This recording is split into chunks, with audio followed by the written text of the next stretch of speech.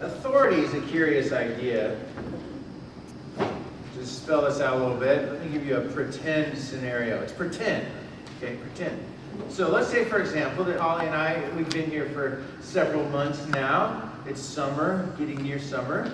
We want to take a family vacation. The kids have just finished school. It's June. We decide it's time to get away. So now let's say, too, that I've befriended a parishioner over this time that I've been here. And just so you know, his name's Ulysses, right? No one here's named Ulysses. I'm not going to throw anyone under the bus here. I can't even say his name. Ulysses has a son named Virgil. And Virgil has just graduated from high school. And so I pull Ulysses aside. We've struck up a friendship. And I say, hey, Ulysses, I have an idea. Would your son be interested in house sitting for a week while we go away on vacation? We need someone to take care of the dog, walk the dog, feed her, water the house plants, maybe mow the lawn. I'll leave the fridge stocked. He can stay there. So Ulysses brings Virgil into the conversation. We discuss logistics, and we agree to this house-sitting experiment. So the day comes, we're ready to leave. Virgil comes over. I hand him the keys to my house, to the mailbox, and to the community pool, and we say goodbye. Now, in handing over the keys, I've just given him a certain amount of authority. I've delegated it to him. In exchange for walking the dog and taking care of it, 2 of the Wii remotes ended up broken. And I don't know how this happens, but the satellite dish somehow, otherwise scaring them away with their improvised swimsuits. Don't ask. I don't know what that means. I said maybe worst of all because, you see, this got the homeowners association involved. We're only allowed 6 guests and there were 17 of them. So now the homeowners association is mad at me. A few neighbors, and eventually the cops showed up around midnight and they told the kids to break it up. It was a sound violation and all the kids went home. The police got involved too. Needless to say, Virgil had abused this delegated authority. But let's tease out this scenario a little bit more. Virgil and I are going to be having a conversation. Don't you think? I want to have a conversation with him. But because other people are involved, I think I'm going to bring some other people in this conversation.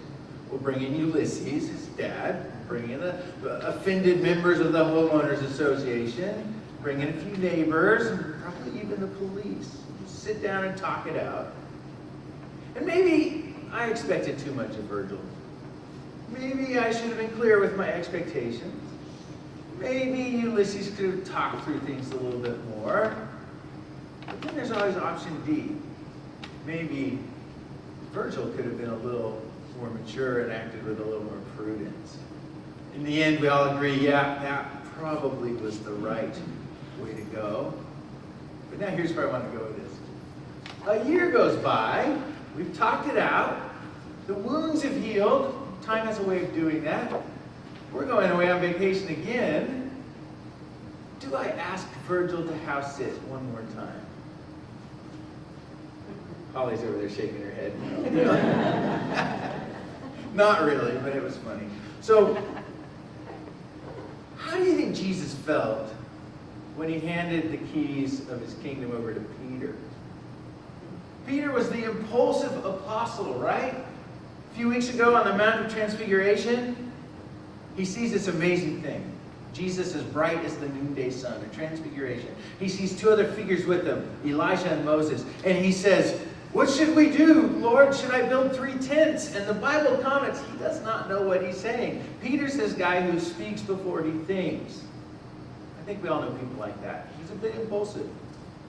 A couple weeks ago, we saw him. He was fearing for his life, and then almost in the next breath, he's walking on water with Jesus. He goes back and forth. Looking ahead, right after this passage where Jesus hands him the keys to the kingdom, Jesus actually calls him Satan. Get thee behind me, Satan. Peter is impulsive. Handing the keys to the kingdom surely must have been something like handing the keys to my house to Virgil for the second time. Yet Jesus does it anyway. Jesus delegates the authority of his very kingdom to Peter, that rock on whom he will build the church. Peter will carry on Jesus' mission. Peter will possess the power to bind and loose. And Peter will begin to build something we refer to today as the apostolic succession. Make of that what you will. But that's because Peter's a solid rock. He's a sure foundation. He's nothing like the sand, unstable and shifting, right? Peter would never do anything like deny Christ, right? Authority's curious. It's a curious idea. Was Jesus leaving his church in good hands when he delegated this authority to Peter? If you think about the idea of authority a little more, what mom has ever acted perfectly in her inherent authority as a parent? Did your mother always make the exact right decisions? Did she always allow you just that perfect space you needed? Enough, but not too much, so that you matured just so from childhood to adulthood? Okay, this isn't all about moms. What about dads? What dad, like a mom, dads possess inherent authority. But what dad always acts perfectly, always and everywhere, just because the dad has the authority? Then we can turn around and look at it this way. Those of you who've become moms and dads, have you always made perfectly right decisions for your parents? Have you never said a word to your child out of anger or frustration or impatience? And the idea is really ludicrous. We all know that such perfection is humanly impossible. Nevertheless, each mother and father, since time began, possesses an authority, an inherent authority as a parent. And you can say it's the same with bosses and teachers, right? Bosses are authorities over employees, and teachers are authorities over students. Does this mean bosses and teachers always make the right decisions for their employees and for students? Then what about deacons, priests, bishops? Does the church always make the right decisions just by the inherent authority of Christ being in the church? I know many priests. It's a long and hard road to have that recognized spiritual authority, that ordination bestowed on them. But lots of priests, none of us is able to act perfectly in the name of Christ. We can't do it. So really, it's kind of more the other way around. Authority's there. We each have inherent authorities in ways, but mistakes are more the norm than the exception. We humans are wired to grow and mature as we go. We make a lot of mistakes along the way. If wisdom and maturity were prerequisites, I don't know if there ever would be any parents or teachers or bosses or clergy. Someone's got to carry on the mission. And in Jesus' case, his mission was being delegated to St. Peter the Impulsive. But this brings up a couple of really important points. Now, earlier this summer, we did take a family vacation, and we did have somebody watch our dog and take care, but there were no wild parties, just so you know. But the vacation was a family reunion at Lake Tahoe. It had extended family all around. This family we hadn't seen in some years. Some family I hadn't seen even since I've been ordained as a priest. And meal times were really revealing. I tried to sit with a different person at every meal, and I never brought it up once, but every single meal, religion would come up. I guess that's the benefit of being the token family priest. But more than once, in fact, more often than not, most of the conversations I had, people would say something like this: well, I don't go to church anymore. I gave that up quite a while ago. But I am a Christian. I do believe Jesus is my Lord and Savior. And according to the Bible, that's enough. So why do I need to go to church at all? You heard conversations, questions like this? There's maybe some strange variations of this that we hear. What gives the church the right to tell me how to live my life?